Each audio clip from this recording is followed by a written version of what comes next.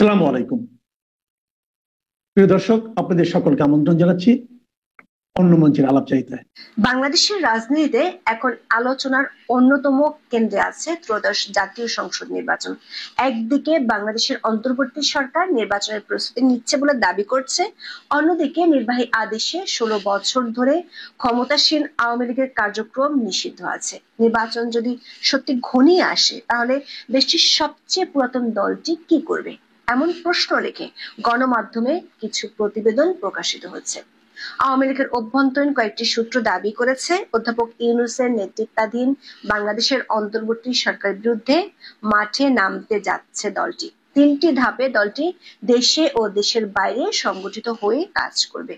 প্রথম ধাপের অংশ হিসেবে চলতি অগস্ট মাস থেকে আন্দোলনে নামার জন্য তৃণমূলকে সংগঠিত করার দায়িত্ব পেয়েছে দলটির শীর্ষস্থানীয় নেতারা। এ লক্ষ্যে বাংলাদেশের সাবেক প্রধানমন্ত্রী ও আওয়ামী লীগ সভানেত্রী শেখ হাসিনা দ্বিতীয়বারের মতো দলটির নেতাদের সাথে বৈঠক করেছেন। 7 আগস্ট বিকেলে দলের 6 নেতার সাথে দিল্লিতে নিজ বাংলোতে এই বৈঠক অনুষ্ঠিত হয়েছে। এর আগে গত 31শে জুলাই শেখ হাসিনা প্রথমবারের মতো দলটির 6 শীর্ষ নেতার সাথে বৈঠক করেছিলেন। প্রথম দফায় বৈঠকে অংশ নেয়া 6 শীর্ষ নেতা 6 আগস্ট কলকাতায় অবস্থানকারী আওয়ামী লীগ ও এর অঙ্গ সংগঠনের নেতাদের সাথে বৈঠক করেছেন। বৈঠকের একাধিক সূত্রে জানা গেছে, বাংলাদেশের প্রতিটি জেলার তৃণমূল নেতাদের মধ্য থেকে নেতৃত্ব বাছাই করে আন্দোলন পরিচালনার দায়িত্ব দেওয়া হবে। অন্যদিকে সরকারি সূত্রগুলো বলছে, আওয়ামী লীগের তৎপরতা বাড়তে পারে এমন খবর গোয়েন্দা সংস্থাগুলো সরকারকে দিয়ে রেখেছে। বিশেষ করে দিল্লিতে বসে শেখ হাসিনা দলটির শীর্ষ নেতাদের সাথে বৈঠক করে যাচ্ছেন বলে সংবাদ মাধ্যমে খবর প্রকাশ হওয়ার পর থেকে চিন্তিত হয়ে পড়েছে সরকার। সেজন্য দলটির নেতাকর্মীদের ধরপাকড়ের মাত্রাও বেড়েছে। গত এক সপ্তাহে দলটির কমপক্ষে 1600 নেতাকর্মীকে আইন শৃঙ্খলা বাহিনী গ্রেপ্তার করেছে। বিশেষ করে 15 আগস্ট যাতে কোনো বড় ধরনের কর্মসূচি দলটি করতে না পারে, সে লক্ষ্যে আইন শৃঙ্খলা বাহিনী কাজ করে যাচ্ছে বলে দাবি করেছেন পুলিশের কয়েকজন ঊর্ধ্বতন কর্মকর্তা। ফলে দৃশ্যত সামনের দিনগুলোতে বাংলাদেশের রাজনৈতিক পরিস্থিতি আরো সহিংস ও সংঘাতময় হয়ে ওঠার আশঙ্কা প্রকাশ হচ্ছে। বিস্তারিত জানতে চলুন যাওয়া যাক বিশ্লেষণে। আওয়ামী লীগের ক্ষমতা হারানো আর শেখ হাসিনার দিল্লিতে অবস্থানের 1 বছর হয়ে গেল। শেখ হাসিনা ছাড়াও দলটির সাবেক মন্ত্রী, সাংসদ ও ক্ষমতাধর নেতাদের অনেকেই দেশের বাইরে আছেন। ডেভিল হান্ট সহ কমপক্ষে 2টি বড় অভিযানে দলটির অনেক নেতা কর্মীকে সরকার গ্রেপ্তার করেছে। মব সন্ত্রাসের মাধ্যমে বহু নেতা কর্মীর বাড়িঘর জ্বালিয়ে দেওয়া হয়েছে। বাংলাদেশের অন্তর্বর্তী সরকারের পক্ষ থেকে অবশ্য দাবি করা হয়েছে, আওয়ামী লীগের উপর ক্ষুব্ধ হয়ে মানুষ এসব করেছে। গ্রেপ্তার ও নিপীড়ন এড়াতে বহু নেতাকর্মী দেশের মধ্যে পালিয়ে আছেন। দলটির সাবেক মন্ত্রী, এমপি সহ নেতাকর্মীদের একটা বড় অংশ গ্রেপ্তার হয়ে মানবতা বিরোধী অপরাধ ও হত্যাকাণ্ড সহ বিভিন্ন মামলায় বিচারের মুখোমুখি হচ্ছেন। শেখ হাসিনা সহ দলটির শীর্ষস্থানীয় নেতাদের বিরুদ্ধে জুলাই হত্যাকাণ্ডের ঘটনায় মামলার স্তূপ জমে গেছে। আন্তর্জাতিক অপরাধ ট্রাইব্যুনালে শেখ হাসিনা ও সাবেক স্বরাষ্ট্রমন্ত্রী আসাদুজ্জামান খান কামালের বিরুদ্ধে মামলার শুনানি চলছে। এরই মধ্যে গত 10 মে সরকার নির্বাহী আদেশে দলটির কার্যক্রম নিষিদ্ধ করেছে। আগে আওয়ামী লীগ ও এর অঙ্গ সংগঠনগুলোর বিক্ষিপ্ত কিছু মিছিল চোখে পড়লেও 10 মের পর এগুলো কমে গেছে। দেশের ভেতরে কোনো অঞ্চলে দলটি কোনো তৎপরতা নেই। গত 2 মাসে চোখেও পড়েনি কোনো তৎপরতা। দলটির তৎপরতা মূলত চলছে অনলাইন ভিত্তিক। সাবেক প্রধানমন্ত্রী নিয়মিতই দলটির অফিসিয়াল ফেসবুক পেজে অডিও বার্তা দিয়ে থাকেন। লাইভে দলটির তৃণমূলের নেতাকর্মীদের সাথে কথা বলেন। কিন্তু এক সময় দুর্দণ্ড প্রতাপশালী দলটি জুলাই আন্দোলনের পর কি তাহলে চুপসে গেল? এমন প্রশ্ন উঠছে সাম্প্রতিক সময়। বেশ কিছু গণমাধ্যমে প্রকাশিত প্রতিবেদনে প্রশ্ন তোলা হয়েছে, দলটির ভবিষ্যৎ কি? আগামী নির্বাচনে যদি আওয়ামী লীগকে অংশ নিতে দেয়া না হয়, তাহলে দলটি কি করবে? এরই মধ্যে গণমাধ্যমের খবর হলো, গত 31শে জুলাই শেখ হাসিনা দলের 6 শীর্ষ নেতাকে দিল্লিতে ডেকে পাঠিয়েছিলেন। এই 6 জনই বর্তমানে ভারতে আছেন। তাদের সাথে ওই দিন 4.5 ঘন্টা বৈঠকের পর বেশ কিছু নির্দেশনা দিয়েছেন। শেখ হাসিনার নির্দেশ অনুযায়ী 6 আগস্ট ওই 6 নেতা কলকাতার পার্ক স্ট্রিটে আওয়ামী লীগ ও অঙ্গ সংগঠনের প্রায় 50 জন নেতার সাথে বৈঠক করেন। অধ্যাপক ইউনূসের নেতৃত্বাধীন সরকারের পদত্যাগের দাবিতে দলটি আন্দোলনে নামার সিদ্ধান্ত নিয়েছে। 3টি ধাপে দলটি আন্দোলনের কর্মসূচি হাতে নিয়েছে। প্রথম ধাপ হলো বাংলাদেশে ছড়িয়ে ছিটিয়ে থাকা তৃণমূলকে সংগঠিত করা। বৈঠকে উপস্থিত 50 জন নেতাকে নিজ নিজ এলাকায় নিজেদের তৃণমূলকে সংগঠিত করার দায়িত্ব দেওয়া হয়েছে। যেসব নেতা দেশে আছেন তাদের মধ্য থেকে নেতৃত্ব বাছাইয়ের নির্দেশনা দেওয়া হয়েছে। যেহেতু সরকারের পক্ষ থেকে নির্বাচনের কথা বলা হয়েছে, তাই দলটির আন্দোলনের দাবি হবে no Awami League no election, মানে আওয়ামী লীগ ছাড়া কোনো নির্বাচন যাতে না হয় সেজন্য দলটি সর্বশক্তি দিয়ে আন্দোলনে যাওয়ার পরিকল্পনা করছে, এমনটাই দাবি করেছেন দলের কয়েকজন নেতা। অবশ্য দলটির এখন যে অবস্থা তাতে দলটি আদৌ সংগঠিত হয়ে আন্দোলন করতে পারবে কিনা এমন প্রশ্ন উঠতে পারে। দলটির নেতারা বলছেন দলের 6 সিনিয়র নেতার সাথে শেখ হাসিনার বৈঠকে এই বিষয়টি নিয়ে আলোচনা হয়েছে। সেজন্য কমপক্ষে 3 স্তরে নেতৃত্ব বাছাইয়ের কথা বলা হয়েছে, যাতে আইন শৃঙ্খলা বাহিনী গ্রেপ্তার করলেও সাংগঠনিক তৎপরতা দমে না যায়। এদিকে 7 আগস্ট দ্বিতীয় দফায় শেখ হাসিনা দিল্লিতে তার বাংলোতে আওয়ামী লীগের আরো 6 নেতাকে বৈঠক করতে ডেকেছেন। এই 6 নেতা হলেন সাবেক শিক্ষামন্ত্রী ব্যারিস্টার মহিবুল হাসান চৌধুরী নওফেল, সাবেক সংসদ সদস্য আলাউদ্দিন নাসিম, ইলিয়াস মোল্লা, নাইম রাজ্জাক এবং ডক্টর সেলিম মাহমুদ। আগের বৈঠকের মতোই এই বৈঠকে সাবেক প্রধানমন্ত্রী শেখ হাসিনা এই 6 নেতাকেও বর্তমান পরিস্থিতিতে করণীয় সম্পর্কে বেশ কিছু নির্দেশনা দিয়েছেন। এই বৈঠকে দেশের প্রতিটি বিভাগে দেশের অবস্থানকারীদের মধ্য থেকে যোগ্যদের নেতৃত্ব দেওয়ার বিষয় নিয়ে আলোচনা হয়েছে। বিবিসি বাংলার এক খবরে বলা হয়েছে, আওয়ামী লীগ গত বছর আগস্টে সরকারের পতনের ঘটনাকে ষড়যন্ত্র তত্ত্ব হিসেবে প্রতিষ্ঠার কৌশল নিয়ে ঘুরে দাঁড়াতে চাইছে। দলটির বক্তব্য হচ্ছে, দেশি বিদেশি ষড়যন্ত্রে শেখ হাসিনার সরকারকে উৎখাত করা হয়েছে। গত 1 বছরে দলটির বেশিরভাগ নেতাকর্মীর যোগাযোগ মূলত অনলাইনে, বিশেষ করে টেলিগ্রাম চ্যানেলে। ফলে দলটির নেতাকর্মীদের মধ্যে আস্থার সংকট দেখা দিয়েছে। দলের অনেকেই মনে করেন 76 বছরের আওয়ামী লীগ এবার সবচেয়ে বেশি সংকটে পড়েছে। দলের নেতাকর্মীদের চাঙ্গা করতে তৃণমূলের যোগাযোগ বাড়ানোর পাশাপাশি আন্তর্জাতিক ক্ষেত্রে যোগাযোগ বাড়াচ্ছে দলটি। দলটির পক্ষ থেকে আন্তর্জাতিক সংস্থা ও দেশগুলোর কাছে বার্তা পৌঁছে দিতে চায় যে গত বছরের জুলাই আগস্টে দলটির বিরুদ্ধে দেশি বিদেশি ষড়যন্ত্র হয়েছিল। এজন্য শেখ হাসিনা দলের কয়েকজন সিনিয়র নেতাকে দায়িত্ব দিয়েছেন। তৃতীয় ধাপে দলের নেতা কর্মীদের চাঙ্গা করতে শিগগিরই শেখ হাসিনা ভিডিও বার্তা দিতে পারেন বলে দাবি করেছেন দলটির কয়েকজন নেতা।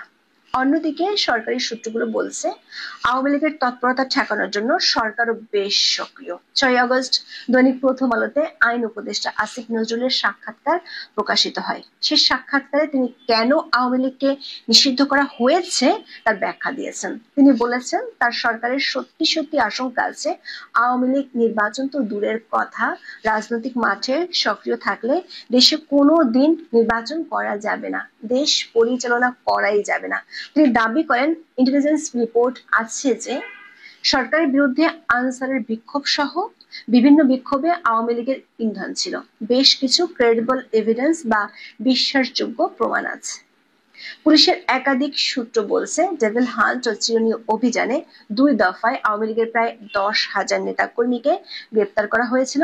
মনে করা হয়েছিল দলটির শক্তি কমে গেছে, কিন্তু এনসিপির গোপালগঞ্জে সমাবেশকে ঘিরে দলটির শক্তি সম্পর্কে সরকারের নতুন ধারণা হয়েছে। গোপালগঞ্জে আইন শৃঙ্খলা বাহিনীর গুলিতে মানুষ মারা যাওয়া, অসংখ্য লোককে গ্রেপ্তার পর সরকার সমালোচনার শিকার হয়েছে। সেখানে 13টি মামলায় 15,000-এর বেশি আসামি করে গ্রেপ্তার অভিযান চালানো হয়েছে। গোপালগঞ্জে মোটামুটি ক্র্যাকডাউন চললেও গোয়েন্দা তথ্য হলো দক্ষিণবঙ্গের বেশ কয়েকটি জেলায় আওয়ামী লীগের এখনো শক্ত অবস্থান আছে। এমনকি ঢাকাতে দলটির কয়েকটি মিটিং এর খবর গোয়েন্দারা পেয়েছে। এরপর থেকে গোয়েন্দা তথ্যের ভিত্তিতে সারা দেশে আওয়ামী লীগ ও এর অঙ্গ সংগঠনগুলোর নেতাকর্মীদের গ্রেপ্তার চলছে। পুলিশ সদর দপ্তরের তথ্য অনুযায়ী আগস্ট মাসের প্রথম 5 দিনে সারা দেশে চলমান বিশেষ অভিযানে আওয়ামী লীগের 1,593 নেতাকর্মীকে গ্রেপ্তার করেছে পুলিশ। 15ই আগস্টকে সামনে রেখে আওয়ামী লীগ যাতে কোনো অনুষ্ঠান বা তৎপরতা চালাতে না পারে সেজন্য গ্রেপ্তার অভিযান চালিয়ে যাবে পুলিশ। আওয়ামী লীগের একটি সূত্র বলছে, দলের তৃণমূলের তৎপরতা বাড়ানোর পর আওয়ামী লীগ তার নির্বাচনী মিত্র মানে 14 দলকেও মাঠে নামার অনুরোধ করবে। লক্ষ্য হবে এই দলগুলোকে ছাড়া যাতে দেশে কোনো নির্বাচন না হয়। এখন এ পর্যন্ত, সবাই ভালো। প্রফেসর নাজমুল হাসান কলিমুল্লাহর পরে কে? সাম্প্রতিক সময়ে তিনি গ্রেপ্তার হতে পারেন এ আশঙ্কা ব্যক্ত করেও তিনি প্রতিদিন যতগুলি গণমাধ্যম ভার্চুয়াল মাধ্যমে তাকে অনুরোধ করা হয়েছে সবখানি তার মুক্ত চিন্তায় মুক্ত বিবেকে তিনি কথা বলেছেন এবং প্রতিটি প্রোগ্রামে তিনি বলেছেন যে কোনো সময় আমি গ্রেপ্তার হতে পারি এবং গ্রেপ্তার হওয়ার কি কারণ হতে পারে তাও তিনি ব্যাখ্যা করেছেন। বলেছেন, আমি স্পষ্ট কথা বলি, এটা শাসক দলের ভালো লাগছে না, তাই আমাকে তারা গ্রেপ্তার করতে পারে। যে মামলাটি তার বিরুদ্ধে হয়েছে সেই মামলা সম্পর্কে তিনি ব্যাখ্যা দিয়েছেন। আইনগতভাবে সেই মামলায় তাকে অভিযুক্ত করার কোনো সুযোগ নাই, তারপরেও মামলা করা হয়েছে, তাকে গ্রেপ্তার করা হবে। তিনি বলেছেন, আমাকে ভয় দেখিয়ে আমার কণ্ঠ রুদ্ধ করতে চায়, আমি যতক্ষণ বাইরে আছি ততক্ষণ আমি মুক্ত মানুষ হিসাবে কথা বলে যাব, আমাকে কেউ স্তব্ধ করতে পারবে না। আমার সঙ্গে ব্যক্তিগতভাবে নাজমুল হাসান কলিমুল্লাহর খুব ঘনিষ্ঠতা নেই। একাধিকবার বিভিন্ন টেলিভিশনে আমরা কথা বলেছি একসঙ্গে। একটা জিনিস তার ভিতরে দেখেছি, স্পষ্টবাদিতা এবং মুক্ত চিন্তা পোষণ করেন। আওয়ামী লীগ সরকার আমলে তিনি বিশ্ববিদ্যালয়ের ভাইস চ্যান্সেলর নিযুক্ত হয়েছিলেন। সঙ্গত কারণেই বলা যায় আওয়ামী লীগ তাকে গুরুত্বপূর্ণ একটি জায়গা দিয়েছিলেন। অথচ সেই সরকার আমলে সেই সরকারের শিক্ষামন্ত্রীর বিরুদ্ধে প্রেস কনফারেন্স করে গুরুতর অভিযোগ এনেছিলেন তিনি। এর কারণে তার বিরুদ্ধে মামলা হয়েছে, সেই মামলা তিনি মোকাবেলা করেছেন। তিনি সারেন্ডার করেন নাই, আত্মসমর্পণ করেন নাই। মুক্ত চিন্তার মানুষদের কণ্ঠ রুদ্ধ করার জন্য বর্তমান সরকার একের পর এক বিভিন্ন রকম কার্যক্রম চালাচ্ছে। কামাল পাশা চৌধুরী গণজাগরণ মঞ্চের অন্যতম সংগঠক, যিনি ৭১-এর ঘাতক দালালদের বিচার চেয়ে সোচ্চার ছিলেন, অন্য কোনো কিছুতে জড়িত না, তিনি কোনো আওয়ামী লীগ করেন না, অন্য কোনো দল করেন না, সরকারের কোনো গুরুত্বপূর্ণ পদে ছিলেন না, তাকে গ্রেপ্তার করে নিয়ে যাওয়া হয়েছে। সর্বজন শ্রেদ্ধ ঢাকা বিশ্ববিদ্যালয়ের শিক্ষক, বাংলাদেশের খ্যাতিমান অর্থনীতিবিদ প্রফেসর আবুল বারাকাতকে গ্রেপ্তার করে নিয়ে যাওয়া হল। প্রখ্যাত সাংবাদিক এবং যুদ্ধাপরাধীদের বিচারের জন্য সোচ্চার ছিলেন শাহরিয়ার কবির, তাকে গ্রেপ্তার করে এমন অবস্থা তিনি এখন আর চলতে পারেন না, কারাগারের ভিতর তিনি। একজন অবসরপ্রাপ্ত অ্যাপিল ডিভিশনের বিচারপতি শামসুদ্দিন চৌধুরী মানিক, তিনি কোনো দল করেন না, তার মুক্ত মানা কথা বলেন, তাকে গ্রেপ্তার করে যেভাবে কোর্ট অঙ্গনে চরমভাবে শারীরিকভাবে লাঞ্ছিত করা হয়েছিল যে তার সার্জিক্যাল ট্রিটমেন্টের প্রয়োজন হয়েছে। মহান মুক্তিযুদ্ধে গুরুত্বপূর্ণ ভূমিকা পালন করার এবং একটা সেক্টরের ডেপুটি সেক্টর কমান্ডার ছিলেন, অশীতিপর বৃদ্ধ, বারবার নির্বাচিত এমপি চট্টগ্রামের ইঞ্জিনিয়ার মোশাররফ হোসেন এখন মরণ শয্যায় এমন অবস্থায় আছেন। বীর মুক্তিযোদ্ধা এবং 7 বার নির্বাচিত হওয়া জাতীয় সংসদ সদস্য, শ্রমিকদের অত্যন্ত প্রিয় মানুষ শাহজাহান খান হৃদরোগে আক্রান্ত হওয়ার পরেও তার প্রপার ট্রিটমেন্ট না দিয়ে তাকে কারাগারে পাঠিয়ে দেওয়া হয়েছে। আওয়ামী লীগ করেন না, কিন্তু বাংলাদেশের রাজনীতিতে অসামান্য অবদান রাখা 80-র ঊর্ধ্ব বয়স্ক ওয়ার্কার্স পার্টির সভাপতি, সাবেক মন্ত্রী, সাবেক এমপি, যার পারিবারিকভাবে বর্ণাঢ্য অতীত রয়েছে, রাশেদ খান মেনন, তার 2 হাত পিছনে নিয়ে হ্যান্ডকাপ দিয়ে গ্রেপ্তার এবং প্রতিনিয়ত রিমান্ডে নেওয়া হচ্ছে। মহান মুক্তিযুদ্ধের বীর সেনানী এবং স্বাধীনতা মুক্তিযুদ্ধের পক্ষে অত্যন্ত সাহসী মানুষ জাতীয় সমাজতান্ত্রিক দল জাসদের সভাপতি হাসানুল হক ইনুকে কোর্টে নেওয়া হয়, সেখানে তাকে শারীরিকভাবে লাঞ্ছিত করা হয়। একের পর তো এগুলো চলছে। শিক্ষক, সাহিত্যিক, বুদ্ধিজীবী কেউ আর এখন নিরাপদ নয়। জাতীয় প্রেস ক্লাবের নির্বাচিত সাধারণ সম্পাদক, ভোরের কাগজের সম্পাদক শ্যামল দত্ত, সাংবাদিকদের সম্পাদকদের প্রতিষ্ঠান এডিটর্স গিল্ডের সভাপতি, ৭১ টেলিভিশনের ব্যবস্থাপনা পরিচালক মোজাম্মেল বাবু, দেশের খ্যাতিমান সাংবাদিক ফারজানা রূপা, শাকিল আহমেদ, তারা কারাগারে। আজ দেখলাম গাজীপুরে একজন সাংবাদিককে নির্মমভাবে মেরে ফেলা হয়েছে, আর একজনকে ভয়ঙ্করভাবে থেতলিয়ে দেওয়া হয়েছে। প্রায় ৬০০ মামলায় সাংবাদিকরা আসামি হয়েছেন, তাদের অ্যাক্রেডিটেশন কার্ড বাতিল করে দেওয়া হচ্ছে। গণমাধ্যমে যেখানে তারা চাকরি করতেন সেখান থেকে জোর করে বের করে দিয়ে ইনুসপন্থীদের জোর করে বসানো হচ্ছে। সংস্কৃতি উপদেষ্টাকে একটা প্রশ্ন করার জন্য ৫ জন সাংবাদিকের চাকরি চলে গেল। এভাবেই জগদ্দল পাথর এবং স্টিম রোলার চালানো হচ্ছে গণমাধ্যমের উপরে। একটি গণমাধ্যম নেই বাংলাদেশে যে মুক্ত চিন্তায় কোনো কিছু লিখবে বা কোনো কিছু বলবে। বললে আর রক্ষা নেই, চাকরি যাবে, মব আক্রমণের শিকার হবে। ফলে এই সকল টেলিভিশন এবং পত্রিকার মালিকরা তাদের অস্তিত্ব টিকিয়ে রাখার জন্য ফরমায়েশি কাগজ যেটা সাপ্লাই দেওয়া হচ্ছে সেই কাগজ থেকেই সংবাদ পরিবেশন করছেন। এভাবেই বাংলাদেশের মুক্ত চিন্তার বিকাশ ঘটাচ্ছেন ডক্টর ইউনূস। অথচ শেখ হাসিনা সরকার আমলে এই ডক্টর ইউনূসের আইন উপদেষ্টা ইচ্ছা মতো টেলিভিশনে কথা বলতেন, ইচ্ছা মতো তার আর্টিকেল লিখতেন, যত ইচ্ছা তাই তিনি সমালোচনা করতেন, তার মতো আরো অনেকে করতেন। আর আজকে কথা বললে আর রক্ষা নাই। ডিজিটাল সিকিউরিটি অ্যাক্টেও মামলা হয়ে যাচ্ছে, সাংবাদিকদের পরিত্রাণ নাই। কত সাংবাদিক প্রেস ক্লাবের সদস্য পদ হারিয়েছে, বিএসএস থেকে বের করে দেওয়া হয়েছে, অন্যান্য পত্রিকা এবং টেলিভিশন থেকে বের করে দেওয়া হয়েছে। কতজনের বিরুদ্ধে মামলা। বাংলাদেশ ব্যাংকের সেন্ট্রাল ইন্টেলিজেন্স ইউনিট তদন্ত করে কতজনের অ্যাকাউন্ট ফ্রিজ করে রেখেছে। মালিকদের চাপ সৃষ্টি করে কতজনকে চাকরিচ্যুত করা হচ্ছে। সব তথ্য আছে, এই তথ্য বিলীন হয়ে যাবে না। গণমাধ্যম এবং মুক্ত চিন্তায় এই সরকার বিশ্বাস করে না। যদিও কথার কথা বলেছিল যত ইচ্ছা লেখেন, কিন্তু শব্দ উচ্চারণ করলে আর রক্ষা নেই। এবং টাকারা এই ডক্টর ইউনূস, আসিফ নজরুলের মব বাহিনী। কারাগারে এখন আর উপচে পড়া ভিড় ধরছে না। ৪৫,০০০ হাজতি রাখার ক্যাপাসিটির কারাগারে আওয়ামী লীগেরই গ্রেপ্তারকৃত আসামির সংখ্যা, মানে যারা আওয়ামী লীগ করেন, তার সংখ্যা ৪ লাখ অতিক্রম করেছে। দৈনিক সমকালের রিপোর্ট ছিল ২ মাস পূর্বে ৩,৫৯,০০০, সেটা বৃদ্ধি পেয়েছে। এখন জেলখানায় শত দূরের কথা বসার মতো অবস্থাও নাই। সারা বাংলাদেশটাকে ডক্টর ইউনূস একটা জেলখানায় পরিণত করছেন। আওয়ামী লীগ করা না, মুক্তিযুদ্ধে বিশ্বাস করে এমন কোন মানুষের বাড়ি থাকার কায়দা নাই। আত্মীয় স্বজনের বাড়ি গেলে সেখান থেকে গ্রেপ্তার হচ্ছে। গা ঢাকা দিকে কোথায় থাকবে? সারা বাংলাদেশটাকে এখন একটি কারাগারে পরিণত করেছে ডক্টর ইউনূস। তাতে কি রক্ষা হবে? শেষ রক্ষা হবে? জেলখানায় না হয় আর ধরছে না, সারা বাংলাদেশটাকে কারাগার বানাচ্ছেন। কারাগারের ভিতরে এক বগুড়ায় ৪ জনকে হত্যাকাণ্ডের শিকার হতে হয়েছে। ঢাকায় সহ বিভিন্ন জায়গায় অভিযোগ আছে তাদেরকে নির্মমভাবে মেরে ফেলা হয়। নেত্রকোনার একজন সাবেক সংসদ সদস্যকেও মেরে ফেলে বলা হয়েছে মারা গেছে। একটা শুনতাম অপারেশন ক্লিন হার্ট, মেরে ফেলার পরে বলা হতো হৃদরোগে আক্রান্ত হয়েছে। এখন বেনামিতে জেলের ভিতর মেরে ফেলা হচ্ছে।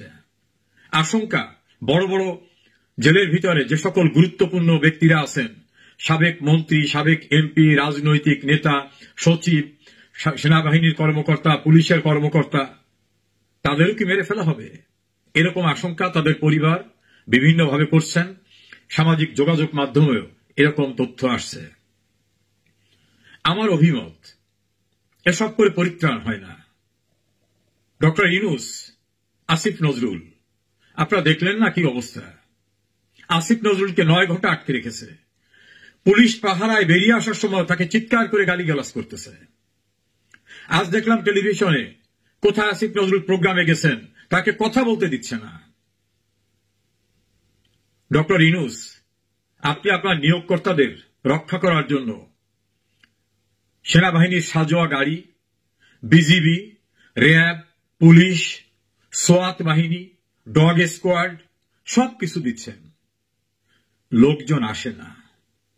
বুঝতে পেরেছেন? পরিস্থিতির অবনতি এমন জায়গায় নিয়ে যাচ্ছেন এই জেলখানা কিন্তু থাকবে। আজকে যাদের মিথ্যা মামলায় গ্রেপ্তার করে জেলে অন্তরীণ করছেন, রিমান্ডের নামে যাদেরকে নির্মমভাবে টর্চার করতেছেন, শারীরিকভাবে মানসিকভাবে,